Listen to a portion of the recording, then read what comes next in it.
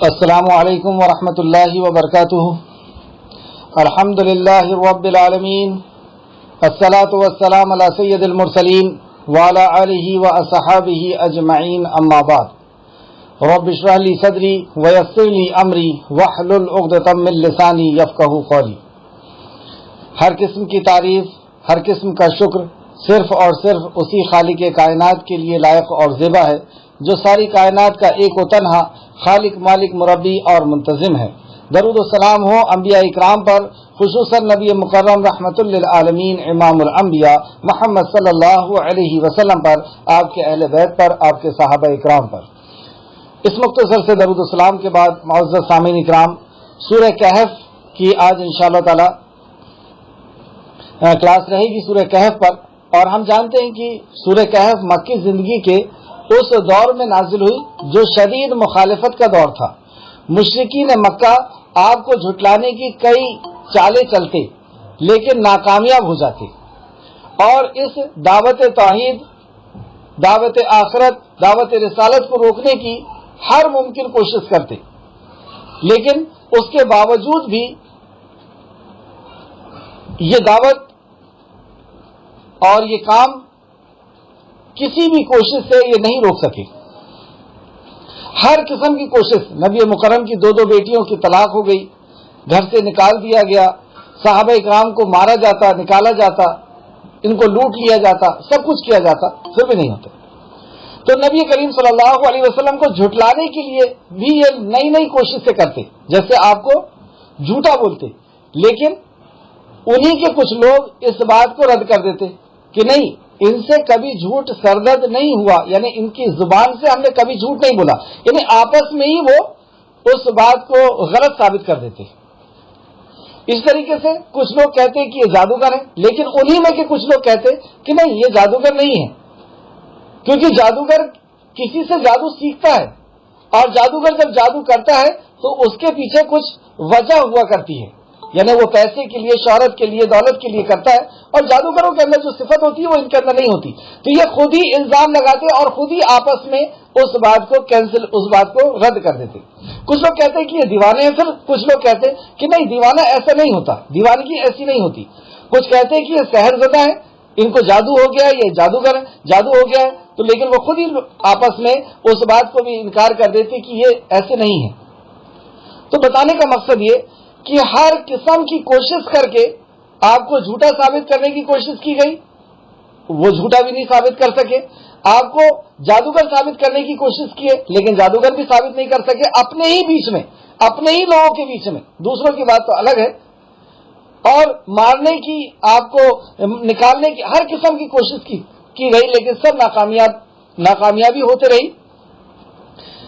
الغرض دعوت کا کام رکا نہیں، اللہ کی اس معرفت کو لوگوں تک پہنچانے کا کام رکا نہیں، یعنی کتنی بھی تکلیفیں اور پریشانیاں آ گئی، کتنی بھی بے عزتی اور دولت کا نقصان، دولت چلے گئی، سب کچھ ہو گیا، لیکن صحابہ اکرام اور نبی رحمت صلی اللہ علیہ وسلم اس دعوت توحید سے نہیں رکے۔ ان لوگوں نے پھر ایک چال چلی جو ہمارے اس سورہ کہف سے تعلق رکھتی ہے بات، کہ قریش کے لوگوں نے کچھ لوگوں کو تیار کیا کہ جاؤ تم یہودی عالموں کے پاس، یعنی درویشوں کے پاس، راہبوں کے پاس، اور ان سے جا کر کے یہ کہنا کہ ہمارے ہاں، مگر نبی مکرم صلی اللہ علیہ وسلم کا احوال جو ہے وہ بیان کرنا، ان کے حالات کو بیان کرنا، یہاں کے پورے معاملے کو بیان کرنا، اور ان سے یہ کہنا، کیونکہ وہ پچھلی کتابوں کو بھی جاننے والے ہیں اور پچھلے انبیاء کو بھی جاننے والے ہیں، تو ان سے یہ کہنا کہ کوئی ایسی بات ہمیں بتا دو جس سے ہم یہ ثابت کر دیں کہ یہ نبی نہیں ہے اور یہ کتاب آسمانی نہیں ہے، کیونکہ آپ لوگ کتابوں کے بارے میں بھی جانتے ہیں اور انبیاء کے بارے میں بھی جانتے ہیں۔ تو دو لوگوں کو قریش نے منتخب کیا، نصر بن حارث اور عقبہ کو۔ یہ دو مدینہ گئے، اور مدینہ جا کر کے جو راہب تھے، جو بڑے عالم تھے، ان کے پاس، یہودی عالم کے پاس گئے، اور ان کو جا کر کے پورے مکہ کے حالات بتائے کہ اس طریقے سے وہاں پہ بات چل رہی ہے۔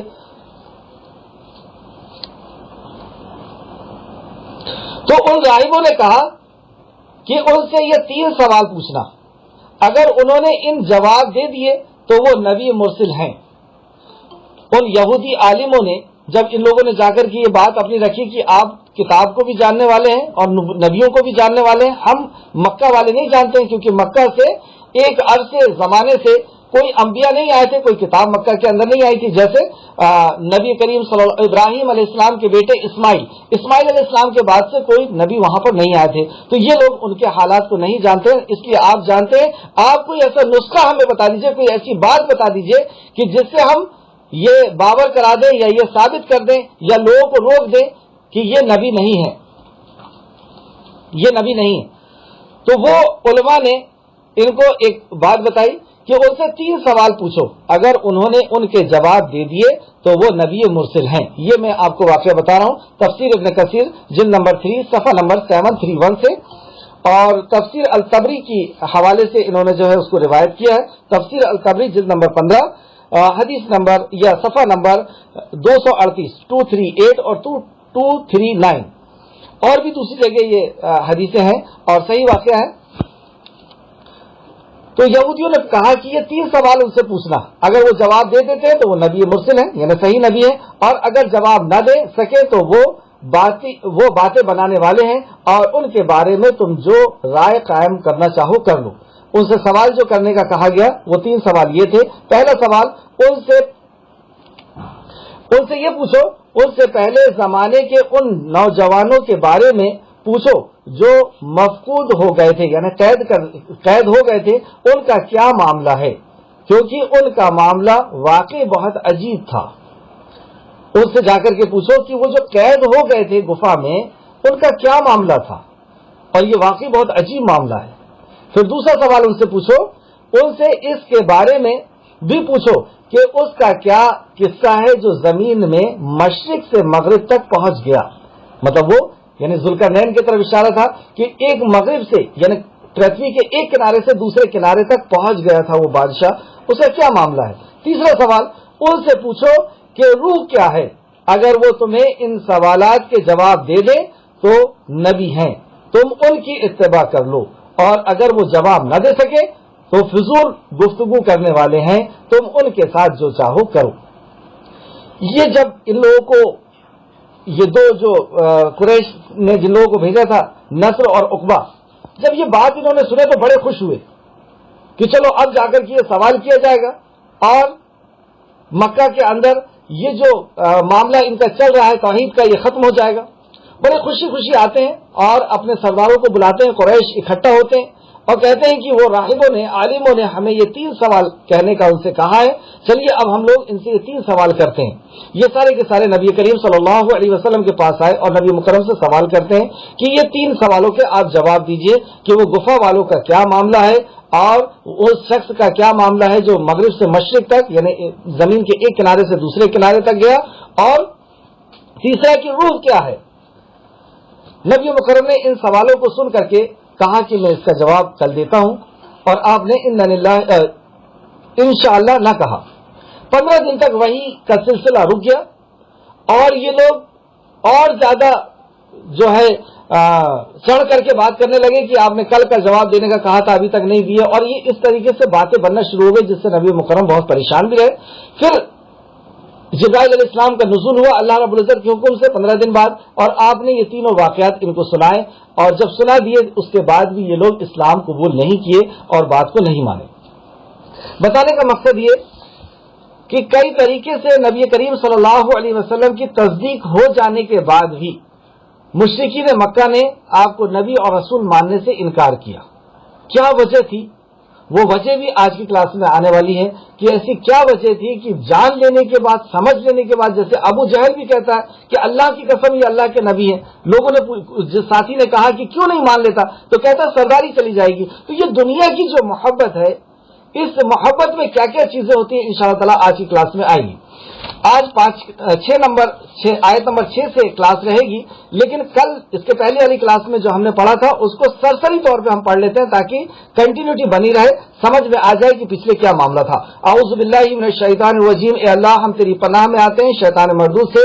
بسم اللہ الرحمن الرحیم، اللہ کے نام سے جو رحمان اور رحیم ہے۔ الحمدللہ الذی انزل علی عبدہ الکتاب ولم یجعل لہ عوجا، الحمد تمام قسم کی تعریف اور تمام قسم کا شکر الذی اس کے لیے انزلہ جس نے نازل کیا عبدہ اپنے بندے پر، عبدہ الکتاب اپنے بندے پر کتاب نازل کیا. بندہ اللہ رب العزت یہ کہہ رہا ہے کہ یہ میرے بندے ہیں. ہم یہ جیسے کہتے ہیں کہ میں اللہ کا بندہ ہوں، لیکن حقیقت میں کتنا بندہ ہوں، کتنی اس کی بندگی کرتا ہوں، کتنی اس کے حکموں پر چلتا ہوں، کتنا اس کی مرضی کے حساب سے میں جیتا ہوں، کتنا اس کی مرضی کے حساب سے میری زندگی ہے، یہ کتنی بات صحیح ہے اس کی کوئی گارنٹی نہیں. لیکن اللہ رب العزت اگر کسی کو یہ کہہ دے کہ یہ میرا بندہ ہے تو یہ بہت اونچی بات ہے. دوسرا یہ کہ سب سے عظیم چیز جب دینے کی اللہ رب العزت نے بات کیا، جہاں جہاں قرآن میں 3-4 جگہ یہ لفظ آیا ہے، تو ایک جگہ تو اسراء اور معراج کے لیے آیا تھا، اسراء کے لیے آیا تھا، اور دوسری جگہ کیونکہ اسراء کا واقعہ جو ہے وہ قرآن میں ہے اور معراج کا واقعہ حدیث میں ہے، تو اسراء اور معراج اس طریقے سے قرآن و حدیث سے مل کر کے اسراء اور معراج کا واقعہ بنتا ہے. تو وہاں پر چونکہ معراج جو تھی، اسراء جو تھی، وہ ایک بہت ہی عظیم واقعہ تھا جو اللہ رب العزت کے لیے، جو انسان کے لیے بہت ہی عجیب تھا، لیکن اللہ رب العزت اس کا کرنے والا تھا. اللہ رب العزت کے لیے وہ معاملہ کچھ نہیں تھا، اس لیے وہاں پہ سبحان الذی سے بات کو اللہ نے شروع کیا. یہاں پہ الحمد کی تعریف اور شکر اس کے لیے ہے جس نے اپنے بندے پر یہ کتاب نازل کی. یعنی کتاب کا نزول انسانیت کے اوپر سب سے بڑا احسان ہے اللہ رب العزت کا، اور کتاب اور صاحب کتاب کا نزول یہ اللہ رب العزت کا سب سے بڑا احسان ہے. تو اپنے بندے پر کتاب نازل کی. وَلَمْ يَجْعَلْ لَهُ عِوَجًا، اس کے اندر کوئی کمی نہیں ہے. اس کے دو معنی ہوئے، دو طریقے سے اس کو سمجھیں گے. ایک تو یہ کہ اس کے اندر کوئی کجی نہیں ہے، کوئی کمی نہیں ہے، اور دوسرا یہ کمیوں کو دور کرنے والی ہے. خود سے کوئی کمی نہیں ہے، خود سے کوئی نقص نہیں ہے، خود سے کوئی ٹیڑھ پن نہیں ہے، اور نقص کو، ٹیڑھ پن کو، کمی کو، کجی کو ختم کرنے والی ہے. دو خوبیاں اس کے اندر. قیما لینذر باسا شدیدا من لدنک ویبشر المؤمنین الذین یعملون الصالحات ان لهم اجرا حسنا. نہایت سیدھا صراط مستقیم کی جو ہم دعا کرتے ہیں اس کے تعلق سے اللہ نے یہاں فرمایا کہ یہ نہایت سیدھا راستہ ہے، اس کے اندر کوئی افراط اور تفریط نہیں، اس کے اندر کوئی ٹیڑھ پن اور کوئی گمراہی نہیں. اور کیوں نازل کیا یہ سیدھا راستہ؟ اس قرآن کے ذریعے سے یہ سیدھا راستہ، یعنی قرآن ہی سیدھا راستہ ہے. اللہ تک اگر پہنچنا ہے تو یہی ایک راستہ ہے جس کے اوپر عمل کر کے ایک بندہ اپنے خالق اور مالک کو راضی کر سکتا ہے. جیسے مَعْتَصِمُوا بِحَبْلِ اللَّهِ جَمِيعًا وَلَا تَفَرَّقُوا، تم سب مل کر کے اللہ کی رسی کو مضبوطی سے پکڑ لو. یہی وہ قرآن و حدیث ہے جو اللہ کی طرف سے نازل ہوئی ہے، وہی جو اللہ رب العزت کی طرف سے نازل ہوئی ہے. یہی ایک وہ راستہ ہے جو اللہ تک پہنچنے والا ہے. تو یہ جو راستہ نازل ہوا اس کے بارے میں اللہ کیا فرماتا ہے؟ اس پہ صرف عمل کرو یا پھر اور بھی اس کے حقوق ہیں؟ کیا اس کو سیکھ لینا، سمجھ لینا، تدبر کر لینا، ایمان لا لینا، عمل کر لینا، کیا صرف اتنا ہی ہے اس کا حق؟ نہیں، یہاں پہ ایک دوسرا حق بھی یہاں پہ بتایا جا رہا ہے جو اصل ہے نہایت سیدھا راستہ ہے، تاکہ وہ اس اللہ کے طرف سے سخت عذاب سے ڈرا دے، تاکہ تم اس قرآن کے ذریعے سے اس سخت عذاب سے لوگوں کو ڈرا دو. تو یہ قرآن جہاں پہ ہماری رشد ہدایت ہمیں سیدھا راستہ بتانے کے لیے آیا، وہاں پہ ایک دوسرا حق بھی اس کا یہ ہے کہ اسے لوگوں تک پہنچایا جائے. یہاں سے دو بات سمجھ میں آتی ہے. ایک تو یہ کہ ہمیں دعوت کا کام کرنا ہے، اس پیغام کو دوسروں تک پہنچانا ہے، اور دوسرا یہ کہ قرآن کو پہنچانا ہے. اپنی سوچ، اپنی لاجک، اپنی بات، اپنی قصے کہانی یہ نہیں چلیں گے. یہاں پہ صاف طور پہ فرما دیا گیا تاکہ وہ اس اللہ کے طرف سے سخت عذاب سے ڈرا دے. تو قرآن کے ذریعے سے ہمیں ان کو ڈرانا ہوگا، قرآن کے ذریعے سے ہمیں ان کو بتانا ہوگا، اپنی کسی قصے کہانی سے نہیں ہوگا. اور مومنوں کو بشارت دے جو نیک عمل کرتے ہیں. مومن جو نیک عمل کرتے ہیں انہیں بشارت دے دو. نیک عمل کس کو کہتے ہیں؟ جو جس کے اندر شرک نہ ہو اور بدعت نہ ہو. اور ایمان کا الٹا کیا ہوتا ہے؟ ایمان کا الٹا ہوتا ہے منافقت اور کفر. تو جس عمل کے اندر منافقت نہ ہو، کفر نہ ہو، اور جس عمل کے اندر عمل صالح ہو یعنی اخلاص اور سنت ہو، یعنی شرک نہ ہو اور بدعت نہ ہو، تو پتہ یہ چلا کہ وہ عمل صالح ہے جس عمل کے اندر کفر اور منافقت نہ ہو، جس عمل کے اندر شرک اور بدعت نہ ہو۔ تو دو مطالبے یہاں پہ کیے گئے، اور مومنوں کو بشارت دے دیجیے جو نیک عمل کرتے ہیں، تو ایمان لانے کا حکم دیا گیا اور عمل صالح کا، کہ بے شک ان کے لیے اچھا اجر ہے، اچھا اجر ہے۔ تو دنیا میں بھی اچھی زندگی اللہ رب العزت، جیسے اس کے پہلے بھی ہم پڑھ کے آ چکے ہیں کہ اللہ دنیا میں پاکیزہ زندگی دے گا، خوشنما زندگی دے گا۔ کہ یہ حقیر دنیا اللہ رب العزت اپنے بندوں کو نہیں دے گا۔ تو اس دنیا کی ساری نعمتیں اللہ رب العزت، آپ دیکھ لیں صحابہ کو کس طریقے سے اللہ رب العزت نے نوازا، ان کے بعد بھی جو لوگ اللہ رب العزت کے دین پر فصل میں کافہ پورے کے پورے جب اسلام میں اتر گئے، تو اللہ رب العزت نے دنیا کو ان کے قدموں کے اندر ڈال دیا، اور یہ قیامت تک ہوتا رہے گا کہ جو اللہ رب العزت کے سامنے اپنے آپ کو سپرد کر دے گا، اللہ رب العزت یہ حقیر دنیا کو ان کے سامنے بچھا دے گا۔ اس میں وہ ہمیشہ رہنے والے ہیں، اور پھر آخرت میں ہمیشہ ہمیش کی زندگی اور ہمیشہ ہمیش کا سکون و اطمینان اللہ رب العزت جس نے 60-70 سال کی زندگی یہ ہمیں دیا ہے، وہی رب طے کرتا ہے کہ اسے پھر ہمیشہ ہمیش کی زندگی دی جائے گی۔ آیت نمبر 4، ما لهم به من علم ولا لآبائهم كبرت كلمة تخرج من أفواههم إن يقولون إلا كذبا۔ نہ انہیں اس بات کا کوئی علم ہے، آیت نمبر 4، وَيُنذِرَ الَّذِينَ قَالُوا اتَّخَذَ اللَّهُ وَلَدًا۔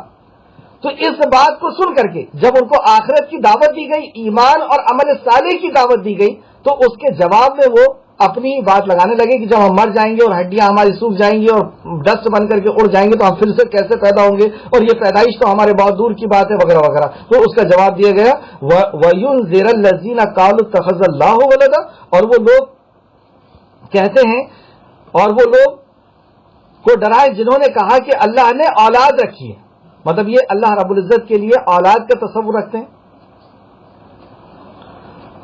یہاں پہ بتایا گیا کہ آپ انہیں جا کر کے ڈرائیں، انہیں جا کر کے سمجھائیں جو ایسی بات کہتے ہیں کہ اللہ رب العزت نے اولاد رکھا ہے۔ یہ ہمارے لیے ایک امر کی آیت ہے، آرڈر ہے اللہ رب العزت کی طرف سے۔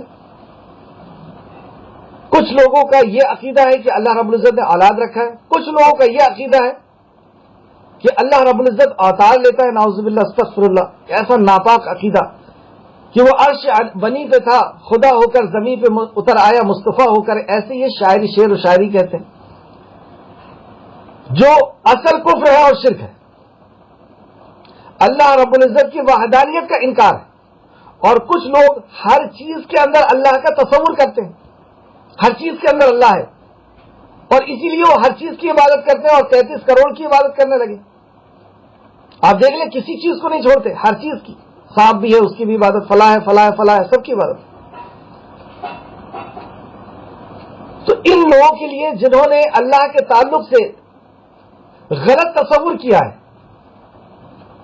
اس کو واحد نہیں جانا ہے، اس کو ایک نہیں جانا ہے، واحد یعنی ایک، قل هو اللہ واحد، وہ ایک ہے، جس نے ایک نہیں جانا ہے اس کو جا کر کے آپ سمجھائیں۔ اب پھر سے آپ دیکھتے ہیں، وہ لوگوں کو ڈرائیں جنہوں نے کہا کہ اللہ نے کوئی اولاد رکھی ہے۔ تو اللہ رب العزت اس عیب سے پاک ہے، نہ اسے بڑھاپے کا مسئلہ ہے، نہ ونش چلانے کا مسئلہ ہے، الحی القیوم، وہ ہمیشہ سے اور ہمیشہ رہنے والا ہے، لا تاخذہ سنۃ ولا نوم، اور ہمیشہ سے رہنے کے لیے جو ہمیشہ سے ہے، تو اسے اونگ اور نیند اس عیب سے بھی وہ پاک ہے، جو ہم آیت الکرسی میں تفصیلاً پڑھ چکے ہیں۔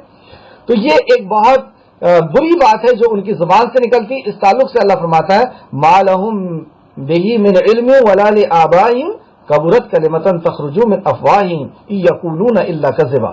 نہ انہوں نے ان کا کوئی علم ہے، نہ ان کے باپ دادا کو ہے۔ جب جیسے ہم ان سے پوچھیں کہ یہ کون ہے، کیوں ان کی ایسی عبادت کرتے ہو، یا کیوں ان کو اللہ رب العزت کے ساتھ شریک کر لیے ہو اس کی وحدانیت میں، تو یہ کہتے ہیں کہ ہم نے اپنے باپ سے سنے۔ ان کا سورس آف علم جو ہے وہ یہیں تک آ کے ختم ہو جاتا ہے کہ ہم اپنے باپ دادا سے سنتے چلے آئے۔ تو اللہ رب العزت نے باپ کو بھی، ان کو بھی، ان کے باپ کو بھی اور ان کے دادا کو بھی چیلنج کر دیا کہ نہ تمہیں علم ہے، نہ تمہارے باپ دادا کو اس بات کا علم تھا۔ تو جہاں سے یہ بات آئی ہے وہیں تک جا کر کے اللہ رب العزت نے اس کی جڑ کو ختم کر دیا۔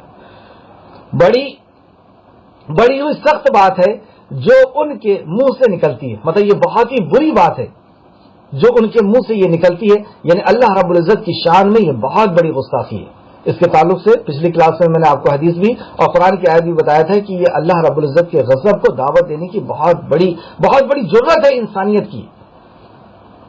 بہت بڑا جرم اللہ رب العزت کی شان میں یہ کر رہے ہیں، گویا کہ اللہ کو یہ گالی دے رہے ہیں. وہ تو سراسر جھوٹ ہی بکتے ہیں اور یہ ان کا جھوٹ ہے. کیا جھوٹ ہے؟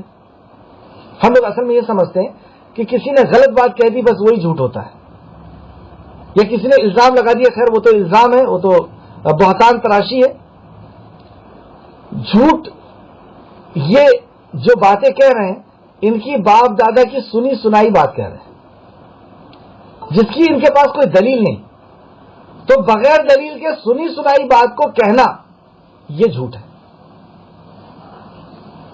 وہ جھوٹ کو اللہ رب العزت نے اتنے نیچے اتنے اندر جا کر کے بھی اس کو ختم کر دیا کہ سنی سنائی بات کو باپ دادا سے چلی آئی ہے اور وہی بات کو ہم آگے پہنچا رہے ہیں جس کی ہمارے پاس کوئی دلیل نہیں. تو بغیر دلیل کے اگر ہم بات کر رہے ہیں تو یہ جھوٹ میں شمار ہوگا. آیت نمبر 6 جو آج کی کلاس ہے.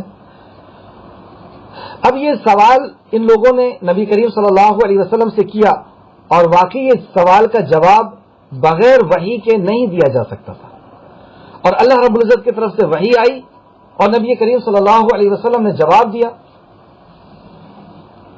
اس کے بعد بھی ان نے ماننے سے انکار کر رہے ہیں. تو ظاہر سی بات ہے کہ تکلیف ہوگی. آیت نمبر 6 دیکھتے ہیں. اعوذ باللہ من الشیطان الرجیم. فَلَعَلَّكَ بَاخِعٌ نَفْسَكَ عَلَىٰ آثَارِهِمْ إِن لَّمْ يُؤْمِنُوا بِهَٰذَا الْحَدِيثِ أَسَفًا. پھر شاید آپ تو خود کو ان کے پیچھے غم سے ہلاک کرنے والے ہیں اگر وہ اس بات پر یعنی قرآن پر ایمان نہیں لائیں گے. یہ نبی مکرم کو اللہ رب العزت کی طرف سے سمجھائش دی جا رہی ہے یا تسلی دی جا رہی ہے کہ یہ نبی مکرم اگر یہ اس بات پر ایمان نہیں لائیں گے یعنی قرآن پر ایمان نہیں لائیں گے تو کیا آپ اپنے آپ کو ہلاک کر دیں گے. تو لوگوں کو دعوت دیتے وقت نبی کریم صلی اللہ علیہ وسلم کی کیفیت کیا تھی؟ لوگوں کو دنیا و آخرت کی ناکامی سے، اللہ کے غضب سے اور جہنم کی آگ سے بچانے کی اس قدر فکر تھی کہ آپ صلی اللہ علیہ وسلم ان کے انجام کا خیال کر کے غمگین ہو جاتے. یہاں تک کہ خود اللہ رب العزت نے یہ آیت بیان فرمائی. انسانیت کی اس قدر فکر کہ ان کی دنیا اور آخرت تباہ اور برباد ہو جائے گی، یہ ہمیشہ ہمیشہ کے جہنم میں چلے جائیں گے. یہ بات اصل میں اس وجہ سے بھی اتنی زیادہ ہے کہ اللہ کے نبی کو پورا یقین ہے کہ ان کے ساتھ دنیا میں جو بگاڑ ہو رہا ہے، پریشانیاں آ رہی ہیں، اس کی وجہ یہی ہے کہ یہ اللہ رب العزت سے دور ہے اور یہ حقیر دنیا ان کو نہیں مل رہی ہے، تو آخرت ان کے ساتھ کیا ہوگا. اس فکر سے یہ اس قدر پریشان ہو جاتے کہ ایک ایک آدمی کو راہ راست میں لانے کے لیے پوری جدوجہد اور کوشش اور محنت کرتے. اور یہاں تک کہ اللہ رب العزت نے بیان فرمایا فلا اللہ کا واقع اور نفس کا، کیا آپ اپنے نفس کو ہلاک کر لیں گے. آثارہم ان لم یؤمنوا بہذا الحدیث، اس حدیث پر یا قرآن کو حدیث کا، اس حدیث پر اگر ایمان نہیں لائیں گے. حدیث کا مطلب ہوتا ہے بات.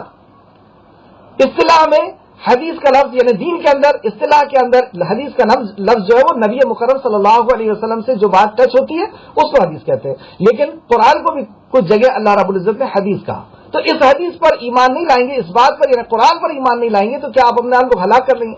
ایک دوسری بات اس آیت کی روشنی میں کہ نبی کریم صلی اللہ علیہ وسلم کیوں اس قدر غمزدہ ہو گئے، اس قدر پریشان ہو گئے. اس لیے پریشان ہو گئے کہ یہ اللہ کے کلام پر ایمان نہیں لا رہے.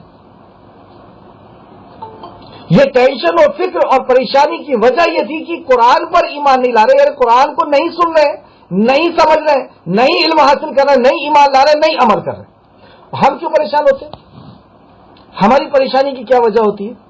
ہماری پریشانی کی وجہ یہ ہوتی ہے کہ ہماری بات کوئی نہیں مانتا ہے نا، تب ہم پریشان ہوتے ہیں کہ اس نے میری بات نہیں مانا.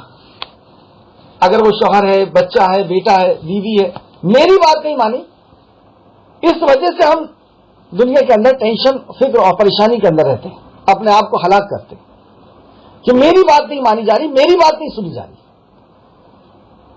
یہاں پہ نبی مکرم کا اخلاص دیکھیے آپ کہ اللہ رب العزت یہ بتا رہا ہے کہ یہ اس لیے اتنی فکر و پریشانی کے اندر ہے کہ اللہ کے کلام کی بات نہیں مانی جا رہی. یہ ہوتا ہے اپنے مشن سے سچا ہونا، اپنے اس دین سے، اس قرآن کے لیے سچا ہونا، کہ اس قدر محبت ہے اللہ کے کلام کی کہ اس وجہ سے آپ فکر مند. اور یہ فکر کو اللہ نے اور بھی دوسری جگہ بیان فرمایا سورہ نمل آیت نمبر 70 کے اندر اور سورہ نحل آیت نمبر 127 کے اندر. 70 کے اندر دیکھتے ہیں سورہ نحل میں اللہ فرماتا ہے تو ان لوگوں پر افسوس کر کے آپ کا دم نہ نکلے، مطلب آپ اتنے زیادہ غمگین نہ ہو جائیں، پریشان نہ ہو جائیں ان کی وجہ سے. اور اسی طریقے سے سورہ شعراء کی آیت نمبر 3 کے اندر اللہ رب العزت فرماتا ہے اے پیغمبر صلی اللہ علیہ وسلم شاید آپ ان کے پیچھے ان رنج سے کہ وہ لوگ ایمان نہیں لاتے اپنے آپ کو ہلاک کر لیں گے. وہاں پر بھی یہی بات اللہ رب العزت نے بیان فرمائی. تو آپ دیکھیے نبی مکرم صلی اللہ علیہ وسلم کیسے واقعی رحمت للعالمین تھے کہ ایک ایک انسان کو جہنم کی آگ سے بچانے کے لیے کس قدر فکر مند تھے کہ لوگ آپ کو پریشان کر رہے ہیں، آپ کو مار رہے ہیں، آپ کی دولت ختم ہو گئی ہے، آپ کے بچیوں کے ساتھ پریشان کر رہے ہیں، ان کو طلاق دے رہے ہیں، ایک بیٹی کا حمل ساقط کر دیا گیا، آپ کے ساتھیوں کو گھسیٹا جا رہا ہے، مارا جا رہا ہے، سب کچھ ہو رہا ہے، لیکن اس کے بعد بھی آپ کو ایک ہی فکر ہے کہ انہیں میں کیسے جہنم سے بچا لوں. دن بھر ان کی اذیت کو سہنا، ان کے طرف سے تکلیف اور پریشانی کو سہنا، اور رات میں اٹھ کر کے ان کے لیے دعا کرنا کہ اللہ فلاں کو ہدایت دے دے، فلاں کو ہدایت دے دے، اور پھر دن میں نکل کر کے ان کی ہدایت کے لیے جد و جہد اور کوشش کرنا. ایک اور اینگل سے اس بات کو دیکھتے ہیں کہ ہم دعوت کا کام کیوں کر رہے ہیں. چند وجہ ہے کہ یہ فرض عین ہے ہمارے اوپر، اگر نہیں کریں گے تو دنیا میں عذاب کے مستحق ہو جائیں گے، جیسے سورہ بقرہ اور سورہ نساء آل عمران وغیرہ ہم پڑھ کے آ چکے ہیں. اگر نہیں کریں گے تو جہنم رسید ہو جائیں گے، جیسے سورہ عصر وغیرہ میں اللہ نے بتایا، اور کریں گے تو جنت مل جائے گی. یہ سارے معاملے تو کچھ بھی نہیں تھے نبی کریم صلی اللہ علیہ وسلم کے ساتھ. آپ تو معصوم علی الخطا ہیں، بخشے بخشا ہیں، جنت دکھا دی گئی. پھر اس قدر صحابہ اکرام کے لیے بھی آ چکا تھا. ممبر پہ کھڑے ہو کر کے نبی مکرم نے عشرہ مبشرہ 10 صحابہ کو جنت کی بشارت دے دی. دوسرے صحابہ کے تعلق سے اللہ رب العزت نے فرمایا کہ جو فلاں جنگ میں تھے وہ بخش دیے گئے. پھر اسی طریقے سے عام دوسرے صحابہ کے تعلق سے جو تھے ان کے تعلق سے بھی اللہ نے فرما دیا رضی اللہ عنہ و رضوا، ان کے جیسا ایمان لاؤ، ان کے جیسی اطاعت کرو اللہ کے نبی کی. اس کے باوجود بھی اس قدر محنت. پھر وجہ کیا تھی؟ یہ ہے اللہ سے محبت اور وہ غیرت کہ اللہ کے علاوہ کسی اور کی عبادت نہیں ہونا چاہیے. اللہ کا حق ہے، کوئی اللہ کا حق اگر کسی اور کو دے گا یہ برداشت کے باہر کی بات ہے، یہ نہیں ہو سکتا. دوسرا یہ اللہ کی کتاب سے محبت کی دلیل ہے، اور تیسرا یہ اللہ کے دین سے محبت کی دلیل ہے. آج ہماری زندگی میں اور یہ انسانیت سے محبت کی دلیل ہے. پھر سے لکھیں، یہ اللہ رب العزت کی محبت ہے کہ اللہ کا حق کسی غیر کو نہیں دیا جائے گا. یہ اللہ کی شان میں سب سے بڑی گستاخی ہے. یہ اللہ رب العزت کا حق دینا کسی اور کو یہ سب سے بڑا جرم ہے. ان الشرک لظلم عظیم.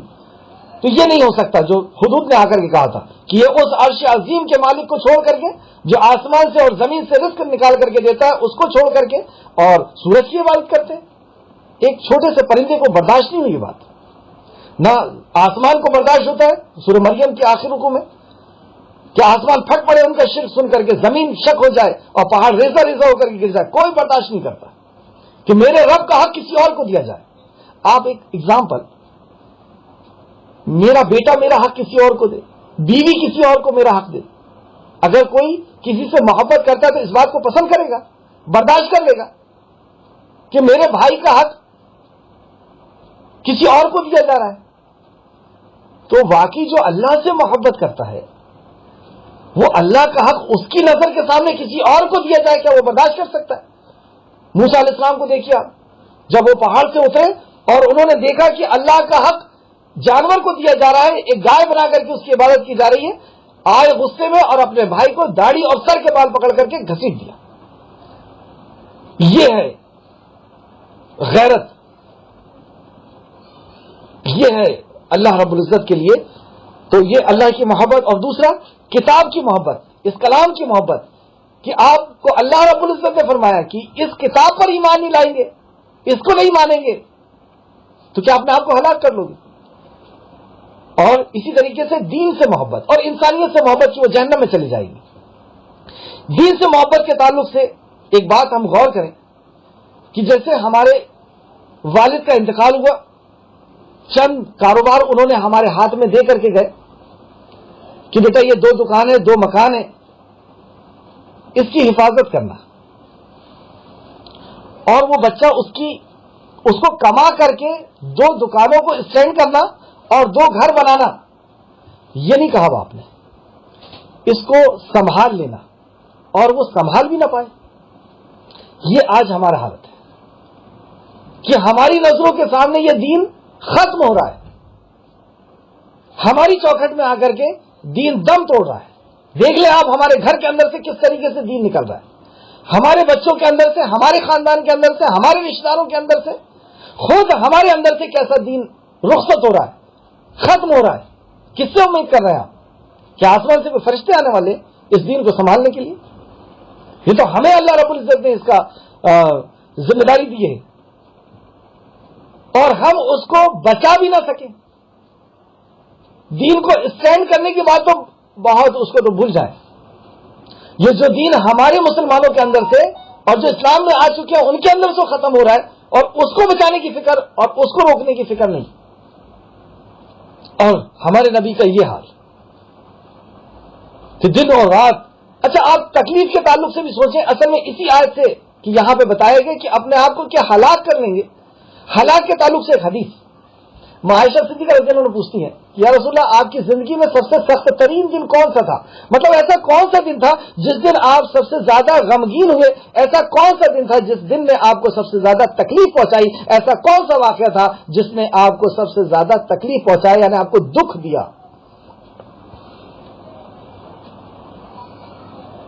بہت سے ایسے بڑے بڑے حادثے نبی مکرم کی زندگی میں گزرے ہیں. تو ماں عائشہ نے خود غور کیا اور کہتی ہیں کہ احد کا دن ہوگا. واقعی احد کا دن بہت سخت دن تھا. آپ کے چاچا کے ساتھ جو کیا گیا تھا, کفار مکہ نے کیا تھا, ان کے ساتھ حمزہ کے ساتھ رضی اللہ عنہ, جو 70 صحابیوں کے ساتھ کیا تھا, جو خود نبی مکرم کے ساتھ کیا تھا کہ پیچھے سے دھکا دے کر کے گڈھے میں اور آپ کے گال میں 2 سلاخیں گھس گئی تھی, دندان مبارک آپ کے شہید ہو گئے تھے. تو ہم نے کہا کہ یہ دن ہوگا. اور بھی دن دیکھیں آپ, شعبہ ابی طالب کے اندر ہیں, آپ کے بیٹے کا انتقال ہو گیا, ایک بیٹا ابراہیم, اور بھی ایسے بہت سخت دن گزرے ہیں. لیکن نبی مکرم کیا کہتے ہیں, میری زندگی کا سب سے سخت ترین دن وہ دن تھا جب تیری قوم نے, یعنی طائف کے اندر لوگوں نے میری بات نہیں سنی تھی, لوگوں نے میری بات نہیں سنی تھی, یعنی قرآن نہیں سنا. کیا بات کرنے گئے تھے, کیا سناتے تھے نبی کریم صلی اللہ علیہ وسلم؟ نبی کریم صلی اللہ علیہ وسلم قرآن ہی سنایا کرتے تھے. اللہ نے 13 یا 17 مقام پہ یہ بات فرمایا کہ نبی مکرم قرآن سنائی, اور اس کو سمجھانے کے لیے جو آپ بیان کرتے تھے وہ حدیث کی, اور وہ حدیث بھی اللہ کی طرف سے آئی تھی. میرا نبی اپنے طرف سے کچھ نہیں کہتا, وہ وہی کہتا جو وہی لائی ہوتی ہے. اور دوسری جگہ اللہ نے فرمایا کہ نبی مکرم اس کا یاد کرا دینا اور لوگوں کو سمجھوا دینا, پہنچوا دینا, ایکسپلین کروا دینا, یہ ہمارے ذمہ ہے.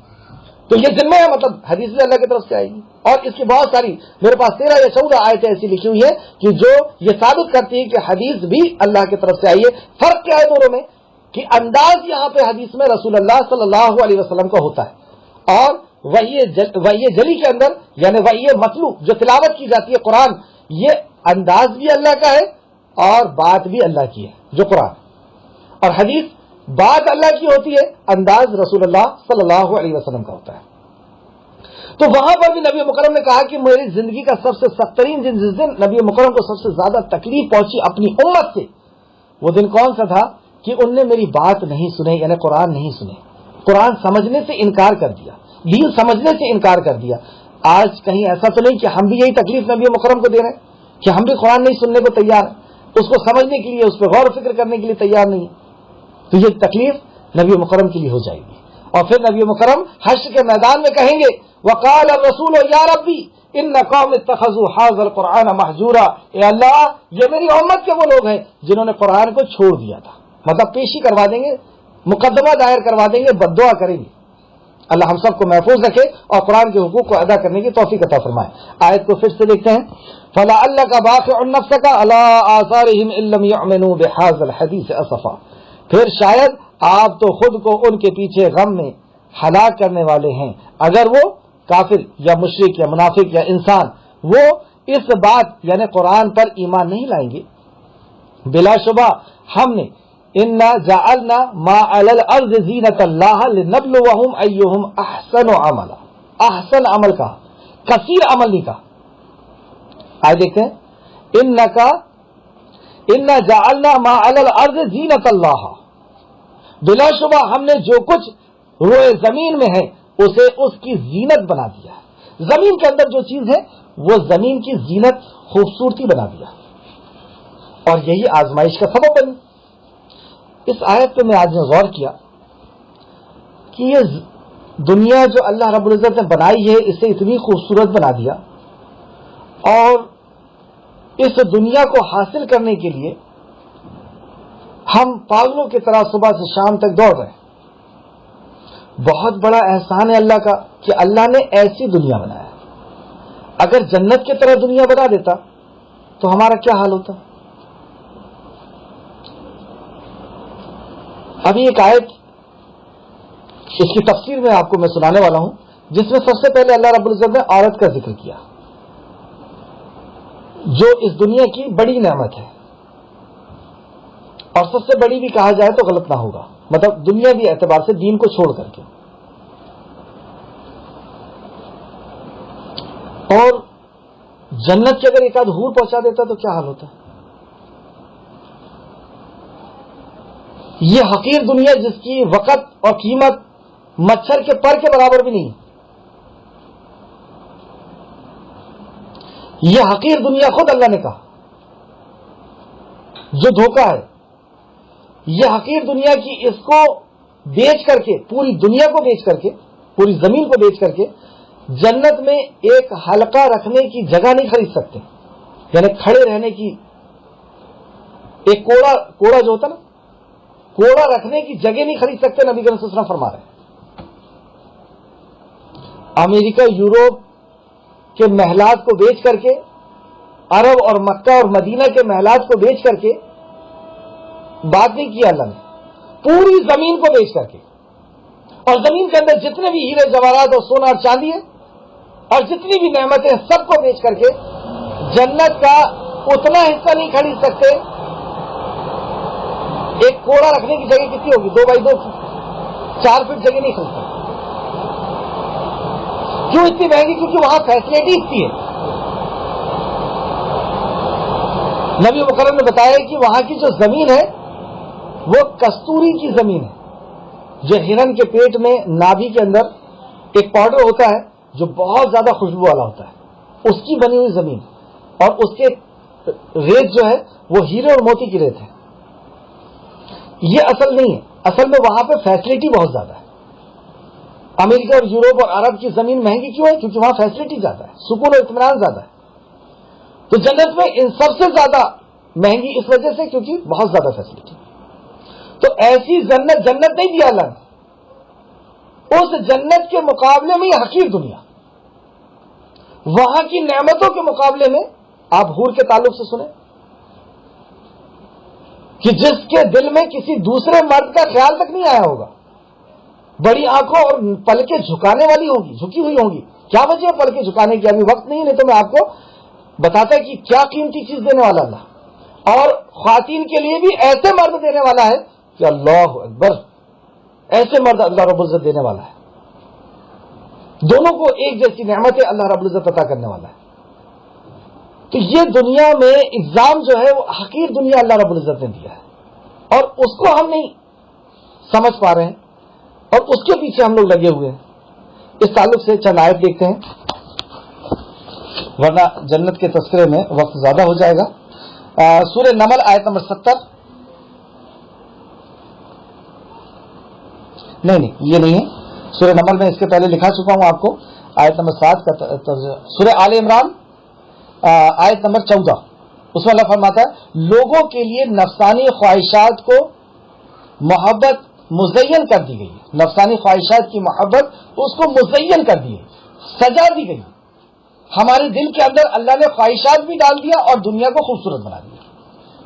اور اس خوبصورتی، دنیا کی خوبصورتی کے اندر سب سے پہلے اللہ ذکر کرتا ہے جو عورتوں اور بیٹوں اور سونے اور چاندی کے جمع کیے ہوئے خزانے اور نشان لگے ہوئے گھوڑے، ہے نا، جیسے ہماری گاڑیوں میں نشان لگی ہوئی رہتی ہے نا، نمبر لکھا ہوا رہتا ہے اس کے اندر، تو نشان لگے ہوئے گھوڑے اور مویشی یعنی جانور اور کھیتیاں، یہ دنیا کی زندگی کا سامان ہے.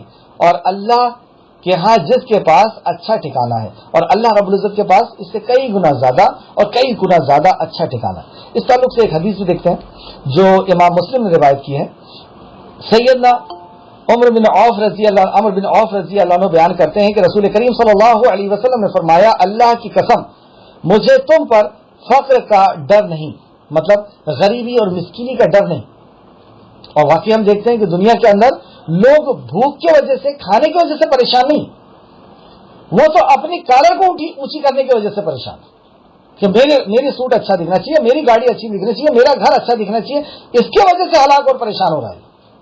ورنہ روٹی کی ضرورت نہیں ہے. روٹی کے لیے اللہ رب العزت نے کہا، یہاں فرمایا اللہ کی قسم مجھے تم پر فقیری کا ڈر نہیں ہے کہ تم فقیر ہو جاؤ گے، لیکن مجھے اس کا ڈر ہے کہ دنیا تم پر کشادہ کر دی جائے گی جیسے تم سے پہلے لوگوں پر کشادہ کر دی گئی تھی. مطلب دنیا تمہارے پر پھیلا دی جائے گی، خوب دنیا دے دی جائے گی، پھر تم دنیا میں ایک دوسرے سے آگے بڑھ نکلنے میں جیسے اگلے لوگ دنیا میں ایک دوسرے سے آگے بڑھنے لگے تھے، جیسے پہلے ہوا تھا یہودی اور نصرانیوں کے ساتھ کہ وہ ایک دوسرے سے آگے بڑھنے کے اس لیے ہی دنیا میں جد و جہد کرتے تھے اور کوشش کرتے تھے. تمہارے ساتھ بھی کہیں ایسا نہ ہو اور وہ دنیا تمہیں ہلاک کر دے جیسے اس نے ان لوگوں کو ہلاک کیا تھا. ہلاک کر دے دنیا کو کمانے کے لیے، دنیا کو حاصل کرنے کے لیے حرام اور حلال کی تمیز کیے بغیر دوڑ پڑنا. اللہ نے دنیا کمانے سے منع نہیں کیا، دنیا تو ہمارے لیے اللہ نے بنائی اور آخرت بھی ہمارے لیے بنائی ہے. جب اللہ رب العزت نے دعا سکھائی تو کیا سکھائی؟ ربنا آتنا فی الدنیا، پہلے دنیا ماں، ربنا آتنا فی الدنیا حسنۃ وفی الآخرۃ حسنۃ وقنا عذاب النار، اور آخرت مانگ اور عذاب جہنم کے آگ سے بچنے کے لیے دعا مانگ. اس طریقے سے یہ مسلم شریف کی حدیث ہے، حدیث نمبر 2961. اس حدیث سے ہم نے کیا سیکھا کہ ہمیں ایک دوسرے سے آگے بڑھنے میں اللہ کی حدود کو نہیں توڑنا ہے ورنہ ہلاک ہو جائیں گے. حدود کو نہیں توڑنا یعنی دنیا کی جو بھی چیز ہم حاصل کر رہے ہیں، جیسے عورت ہوئی، بیٹے ہوئے، سونا چاندی، زیورات، محل وغیرہ وغیرہ، ان سب کو حاصل کرنا ہے، لیکن حرام طریقے سے، غلط طریقے سے، اللہ کی نافرمانی کر کے، نمازوں کو چھوڑ کر کے، اللہ کے قانون کو چھوڑ کر کے نہیں. دوسری حدیث دیکھتے ہیں. سیدنا ابو سعید خدری رضی اللہ عنہ بیان کرتے ہیں کہ رسول کریم صلی اللہ علیہ وسلم نے فرمایا، دنیا ظاہر میں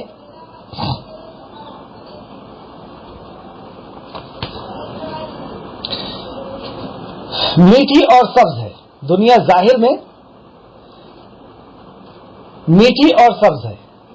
میٹھی ہے نا لذت والی ہے، اور سبز ہے نا خوبصورت ہے. تو واقعی آپ دیکھیں دنیا کو کتنی خوبصورت بنایا. گھر دیکھ کر کے لالچ ہو رہی ہے، کسی خاتون کو دیکھ کر کے، کسی فلاں کو دیکھ کے، فلاں کو دیکھ کر، تو خوبصورت بنائی اور اس کے اندر ٹیسٹ بھی لگ گیا. کھانے پینے کی چیزیں، ہر چیز کے اندر ٹیسٹ. تو اللہ نبی مکرم فرماتے ہیں کہ دنیا اللہ رب العزت نے میٹھی اور سبز بنائی ہے نا، گرین بنائی ہے، اور اللہ تعالیٰ تمہیں اس کے خلیفہ بنا کر دیکھنا چاہتا ہے. اب اللہ رب العزت تمہیں اس کا خلیفہ بنانا چاہتا ہے. خلیفہ سے مراد ایک کے بعد دوسرا آنے والا. جیسے ہمارے والد کا انتقال ہو گیا، اب ان کی جگہ پہ ہم بیٹھ گئے، اب ہم خلیفہ بن گئے، اور اب ہم جائیں گے اور پھر ہمارا بیٹا وہ جگہ لے گا، مطلب وہ گھر بھی لے گا اور وہ کاروبار لے گا. تو اللہ رب العزت اب تمہیں خلیفہ بنا کر دیکھنا چاہتا ہے. اب خلیفہ بنا کر تمہاری آزمائش، پہلے تمہارے والد کی آزمائش تھی، اس سے پہلے تمہارے دادا کی آزمائش تھی، اب تمہیں آزمانا چاہتا ہے کہ تم کیسا عمل کرتے ہو، تم عمل کون سا کرتے ہو. بس دنیا سے بچو. تو دنیا سے بچنے سے مراد کیا ہے؟ غلط استعمال کرنے سے بچو. دنیا سے بچو یعنی غلط استعمال کرنے سے بچو. یہاں پہ ایک چھوٹی سی بات، حالانکہ وقت اس سے زیادہ ہو جائے گا لیکن پھر بھی سمجھتے ہوئے ہم چلیں کہ ہم گھر کے اندر جو فیسلٹی دیتے ہیں بچوں کو، کیوں دیتے ہیں؟ पंखा लगाए, एसी लगाए हैं, सोफा है, डनलप के गद्दे हैं, ठंड के कपड़े अलग हैं, गर्मी के अलग हैं, बारिश के अलग हैं। ये फैसिलिटी क्यों देते हैं? ताकि वो खुश रहें। हमारे खालिक ने इस कदर फैसिलिटी दिया है कि जिन फैसिलिटियों को ना हम देख सकते, ना गिन सकते, ना जान सकते, इस कदर कान, आंख, दिल, और बोलते चले जाएं, कई रातें गुजर जाएंगी, यहां तक कि सारी कलमों को दरख्तों को कलमे बना ली जाए और समुद्र को स्याही बना दी जाए, और अल्लाह की हम्द हम लिखना चाहें, उसकी तारीफ और उसके एहसानात तो नहीं लिख सकते। इस कदर नेमत दिया। क्यों दिया? क्या हमको दुखी देना चाहता है अल्लाह? हम खुश रहे इसलिए देना चाहता है। हम खुश रहे इसलिए इतनी नेमत दिया अल्लाह रब्बुल इज्जत ने। लेकिन उसका इस्तेमाल कैसे करें? हम अपने बच्चों को सिखाते हैं ना कि इसका इस्तेमाल कैसे करना है, पंखे का इस्तेमाल कैसे करना है, फ्रिज का कैसे करना है, डनलप गद्दे का कैसे करना है, कपड़े का इस्तेमाल कैसे करना है। और अगर उस तरीके से इस्तेमाल बच्चे ने नहीं किया तो वो खुश नहीं रह पाएगा। इस तरीके से दुनिया अल्लाह रब्बुल इज्जत ने दी है। माँ बाप हैं, बीवी है, बच्चे हैं, पड़ोसी है, दौलत है, इसका इस्तेमाल अल्लाह ने बताया। अगर उस इस्तेमाल जो बताया अल्लाह ने उस तरीके से इस्तेमाल नहीं करेंगे तो अपने आप को भी हलाक करेंगे और अपनी आखिरत को भी हलाक करेंगे। अल्लाह ने कहा ये मत पियो, वही पिएंगे, ये मत खाओ, वही खाएंगे, माँ के साथ ऐसा मत रहो, बीवी के साथ ऐसा मत रहो, औरत भी छोड़ के चले जाएगी। तो अल्लाह ने ये नेमतें दी है इसलिए कि हम खुश रहें, लेकिन इस नेमत को कैसे इस्तेमाल करना है वो भी अल्लाह से लेना होगा। और जब हम उस हिसाब से इस नेमत को इस्तेमाल करेंगे तो खुश भी रहेंगे, और यही इबादत है, यही इबादत है। क्या अल्लाह को कुछ मिलेगा इससे? हमारे लिए फायदा ही फायदा है। तो यहां पे नबी मुकर्रम ने फरमाया बस दुनिया से बचो। तो दुनिया से बचो से मुराद इसको गलत इस्तेमाल करने से बचो। तो दुनिया से बचो और अल्लाह ताला तुम्हें उससे नहीं, तो दुनिया से बचो और औरतों से बचो। दूसरा क्या बताया? औरतों से बचो। तो क्या औरत गलत चीज है? असल में ये आजमाइश है। तो औरत से बचने से मुराद यह है कि गैर महरम औरत से बचो, क्योंकि वो तुम्हारा हक नहीं है, वो उसके शौहर का हक है, उससे तुम्हें बचना है। वो किसी की बेटी है, वो किसी की बीवी है, वो किसी के घर की इज्जत है, किसी के घर की शान है। उसको गलत तरीके से इस्तेमाल और उसको गलत तरीके से यूज मत करो। तो ये औरत से बचो, इसलिए कि बनी इसराइल में से सबसे पहले फितना औरतों ही का था। बनी इसराइल जो बर्बाद हुई, शुरुआत कहां से हुई? इन औरतों की वजह से। मुस्लिम शरीफ हदीस नंबर 2742, मुस्लिम शरीफ हदीस नंबर 2742, 6 नंबर आयत आदि हुई है। बिलाशुबा हमने जो कुछ रुए जमीन में है उसे लोगों के लिए जीनत बना दिया, तो उसके खूबसूरती बना दिया अल्लाह ने। लेकिन हमें यह भी ख्याल रखना चाहिए इससे कई गुना चीज ज्यादा जो है वो अल्लाह रब्बुल इज्जत के पास है, जो जन्नत की शक्ल में अल्लाह रब्बुल इज्जत हमें अता करने वाला है। और इस बात का यकीन था सहाबा को, इसलिए वो इस दुनिया को उतना ही वेट देते थे जितना इसकी वक़्त है, और आखिरत को उतना वेट देते थे जितनी आखिरत जरूरी है। वो हमेशा हमेशा की जिंदगी थी तो उसको सामने रख करके दुनिया को जीते थे, और दुनिया भी अल्लाह रब्बुल इज्जत ने उसको जो है वो बर्बाद नहीं किया, ताकि हम उन्हें अच्छा क्यों दिया अल्लाह रब्बुल इज्जत ने? दुनिया को खूबसूरत बना दिया और हमारी दिल के अंदर दुनिया की मोहब्बत डाल दिया। ऐसा क्यों किया अल्लाह ने? उससे जवाब देता है ताकि हम उन्हें आजमाएं कि उनमें से अमल के लिहाज से कौन अहसन अमल करता है। यहां अहसन लफ्ज है, अहसन अमल, कसीर अमल नहीं। तो पता ये चला कि अल्लाह रब्बुल इज्जत ने हमें आजमाइश के लिए पैदा किया, और आजमाएगा क्या कि कौन अहसन अमल करता है। और अहसन अमल किसे कहते हैं? वो अमल जो कुफ्र से और मुनाफिकत से, शिर्क से और बिदअत से पाक हो, उसे अहसन अमल कहते हैं। दूसरे लफ्जों में जिस अमल के अंदर ईमान हो, ईमान अपोजिट है मुनाफिकत का और कुफ्र का। दूसरा इखलास हो और नबी का तरीका, तो इखलास का उल्टा शिर्क होता है और नबी की सुन्नत का उल्टा बिदअत होता है। तो अल्लाह रब्बुल इज्जत ने कसीर अमल की बात नहीं किया कि मैं देखना चाहता हूं तुम में कौन ज्यादा अमल करने वाला है। سبحان اللہ. یہ نہیں دیکھنا چاہتا. اللہ دیکھنا چاہتا ہے کہ کون کوالٹی والا عمل کرتا ہے. اس کے پاس کوانٹٹی نہیں چاہیے، کوالٹی چاہیے، کہ جو تم عمل کر رہے ہو اس کے اندر کتنا اخلاص ہے، کتنی سنت ہے، کتنا ایمان ہے، تمہارا دل کتنا منافقت سے پاک ہے. منافقت یعنی ڈاؤٹ، پتہ نہیں جنت ہے کہ نہیں، پتہ نہیں اللہ ہے کہ نہیں، پتہ نہیں مرنے کے بعد زندگی ہے نہیں، اور کفر، انکار. تو ایسا کوالٹی والا عمل اللہ رب العزت دیکھنا چاہتا ہے. اللہ رب العزت ہم سب کو ایسا عمل کرنے کی توفیق عطا فرمائے. آمین یا رب العالمین. بلا شبہ ہم نے آیت نمبر 7 وَإِنَّا لَجَائِلُونَ مَا عَلَيْهَا سَعِيدًا جُرُزًا، اور جو کچھ اس زمین پر ہے بلا شبہ یقیناً ہم اسے چٹیل میدان بنا دینے والے ہیں. جو کچھ زمین کے اندر ہے وہ سب ختم ہو کر کے ایک بیلی ہوئی روٹی کی طرح اللہ رب العزت اس کو پلین کر کے سامنے ہمارے لا کر کے رکھ دینے والا ہے.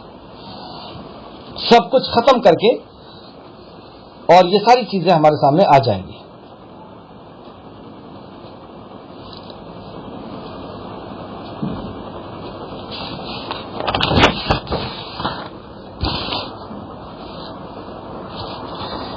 اس تعلق سے بھی چند احادیث ہے، لیکن وقت کی قلت کی وجہ سے میں آگے چل رہا ہوں. دنیا کی حقیقت بھی یہاں پہ اللہ نے بتایا. جیسے یہ کہا کہ دنیا کو میں نے تمہارے سامنے زینت بنا کر کے لا دیا ہوں، اور اصل جو ہے وہ آخرت ہے، اور دنیا جو ہے وہ ختم کر دینے والا ہے اللہ رب العزت. یعنی جن محلات کے لیے، جن چیزوں کے لیے ہم اللہ کی نافرمانیاں کر رہے ہیں، ان کو سب کو اللہ رب العزت چٹیل میدان بنا دینے والا ہے. سب کچھ اللہ نے بنایا اور وہی اس کو ختم کر دے گا. یہ اس کی حقیقت ہے اس دنیا کی.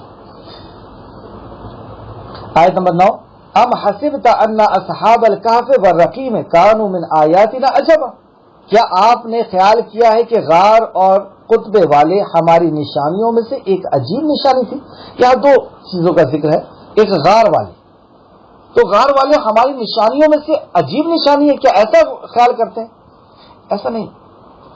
اصل میں بہت عجیب نشانی. یہاں پہ عجیب ان لوگوں کو اس لیے لگا، یہودیوں کو یا کفار مکہ کو، کہ 350 سال غار میں رہنے کے بعد وہ پھر سے زندہ نکل کر کے آ گئے. مطلب 350 سال اللہ نے سنا دیا. وہ پورا واقعہ آگے انشاءاللہ تعالی آئے گا. یہ اللہ فرما رہا ہے یہ عجیب بات نہیں ہے. عجیب بات تو آسمان کا بنا دینا ہے، زمین کا لٹکا دینا ہے، سورج چاند اور یہ گیلیکسی کو اڑا دینا ہے، انسانوں کا بنا دینا اور انسانوں کی ضرورت کا بنا دینا، اور انسانوں کی ضرورت ان کے دل کے اندر ڈال دینا اور ان کی ضرورت کا پورا کرا دینا. اور ایسی بہت ساری چیزیں ہیں جو اللہ رب العزت نے بنائی ہے. ہم اس کی بنی ہوئی چیزوں کو نہیں پہنچ سکتے. ایسی چیزیں اللہ رب العزت نے بنائی ہے. تو وہ چیزیں عجیب ہیں. یہ بات عجیب نہیں ہے کہ اللہ رب العزت نے جو 6 گھنٹہ اللہ سلاتا ہے، 10 گھنٹہ اللہ سلاتا ہے، 12 گھنٹہ سلاتا ہے، تو یہاں پہ 300 سال سلا دیا. یہ کوئی بڑی چیز نہیں. آگے دیکھتے ہیں. اس اول فتیۃ الی الکہف فقالوا ربنا آتنا من لدنک رحمۃ وہیئ لنا من امرنا رشدا. جب ان نوجوانوں نے غار میں پناہ لی تو انہوں نے کہا اے ہمارے رب ہمیں اپنے پاس سے رحمت دے اور ہمارے لیے ہمارے معاملے میں صحیح رہنمائی فرما. یہ نوجوان کا واقعہ اللہ رب العزت ہر جمعے کو ہمیں یاد دہانی کے لیے کہتا ہے. یعنی نبی کے ذریعے سے ہمیں بتایا گیا کہ ہر جمعے کو اس کو یاد کرنا ہے کہ نوجوان جو ہوتے ہیں وہی وقت کا رخ بدلتے ہیں.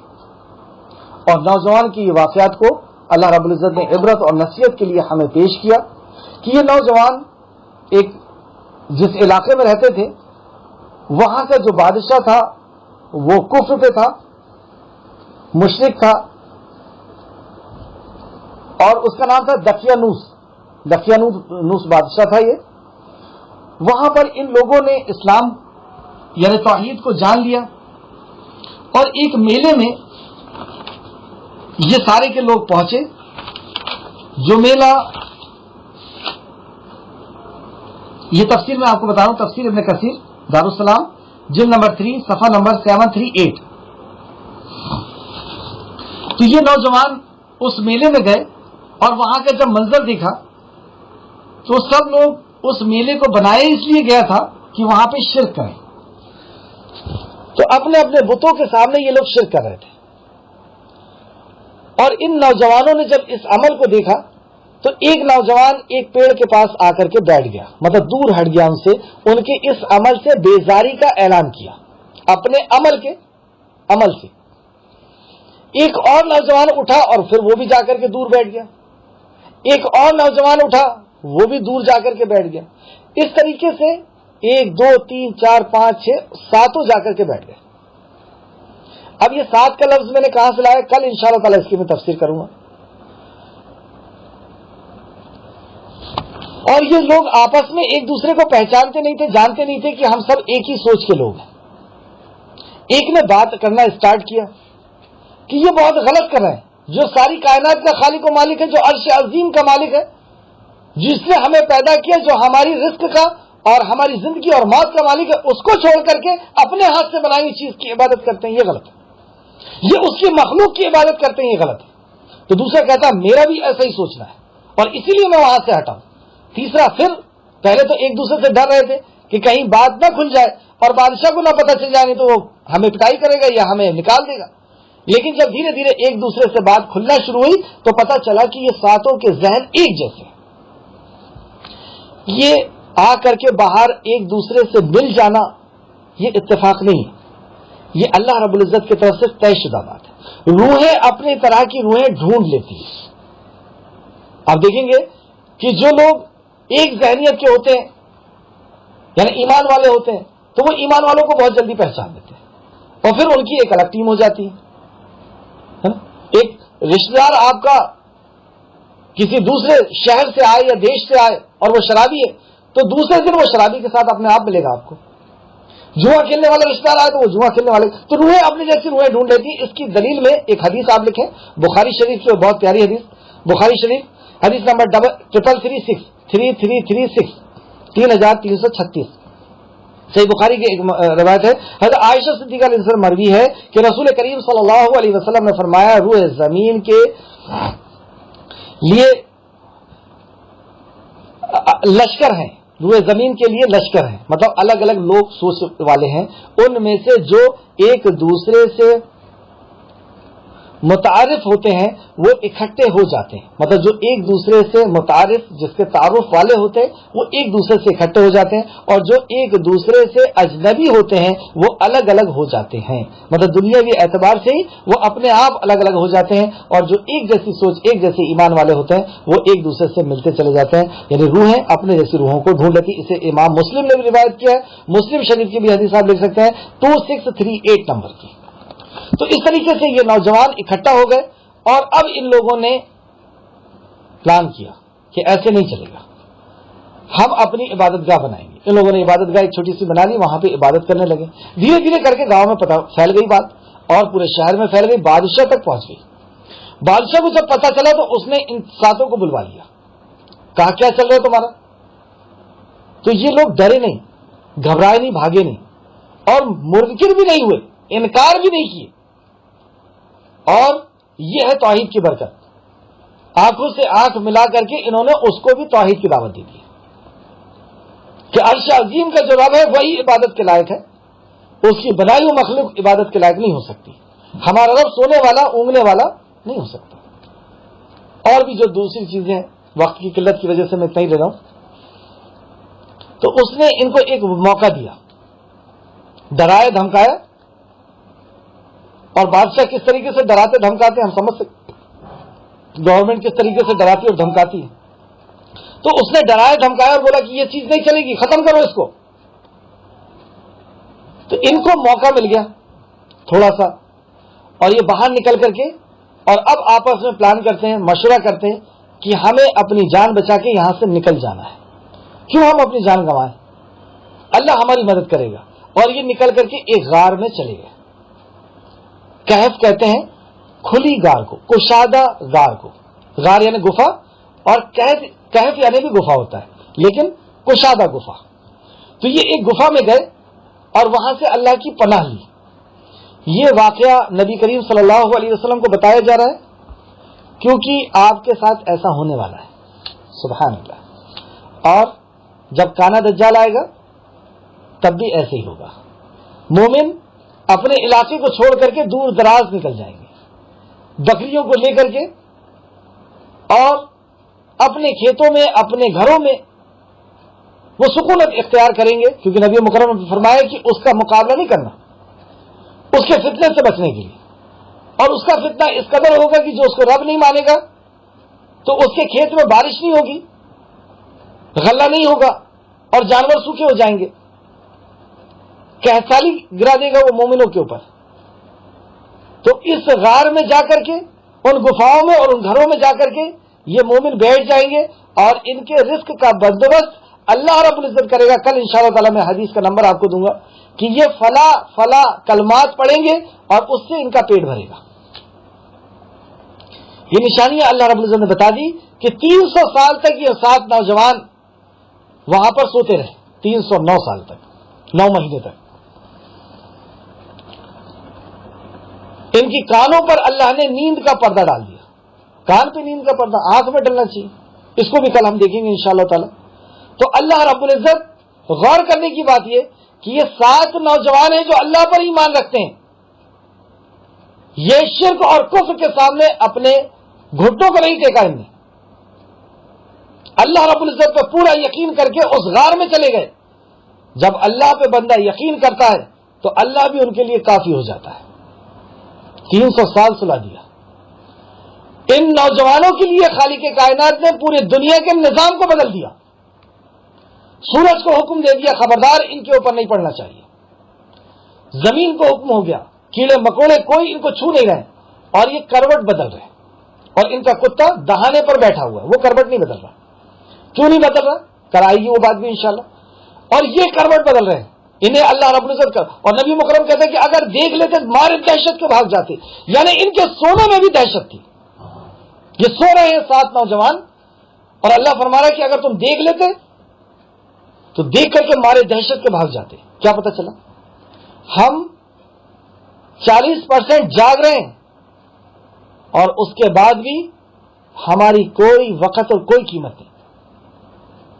یہ فرق ہے ہندوستان کے اندر اور پوری دنیا کے اندر. دیکھ لو آپ کیا حالت ہے مسلمان کی. یہ ہیں وہ 7 نوجوان جو ایمان والے تھے. پوری دنیا کے نظام کو اللہ نے بدلا, اور وہ سو رہے ہیں اور ان کو دیکھنے والا بھی دہشت کے مارے بھاگ جائے. تو اللہ رب العزت کو کوانٹٹی کی نہیں کوالٹی کی ضرورت ہے. 2 تھے ہارون اور موسیٰ, مصر کی اینٹ سے اینٹ بچا دی. 313 تھے نبی مکرم کے ساتھ صحابہ اکرام, پوری دنیا کے تختے کو پلٹ دیا. ابراہیم اکیلے تھے, آگ ان کا کچھ نہ کر سکی. اور یہ 7 ہیں, پورے دنیا کے نظام کو اللہ نے بدل کے دکھایا. یہ ہے وہ اللہ, اور آج بھی ہے وہ. ہمیں ضرورت ہے ویسا ایمان پیدا کرنے کی. اس کی رحمتیں, اس کی برکتیں, اس کی محافظت, اس کی دنیا کے اندر سربلندی. ولا تہینوا ولا تحزنوا, تم ڈرو نہیں, تم گھبراؤ نہیں, تم ہی سربلند رہو گے. کیا ہوگا, کب, ان کنتم مومنین, بس تم مومن بنو. تو جس دن ہم مومن بن جائیں گے اس دن اللہ رب العزت ہمارے لیے کافی ہو جائے گا. اب وہ کانا دجال نہیں, کچھ آ جائے. وقت کافی ہوا, انشاءاللہ تعالی اس پر کل اور بات ہوگی کہ کیا تھا ان کا معاملہ اور کیوں تھا اللہ رب العزت کی طرف سے ایسی رحمتیں اور برکتیں.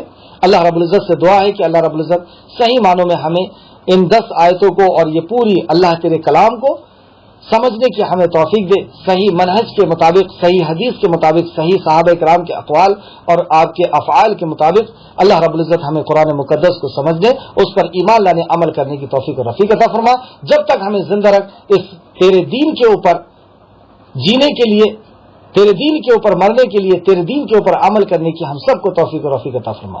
آمین یا رب العالمین. اے اللہ, جب ہمارا خاتمہ فرما تو ایمان کے ساتھ ہمارا خاتمہ فرما, اور ہمارا ساتھ ان لوگوں کا ساتھ فرما جو تیرے مقرب بندے ہیں.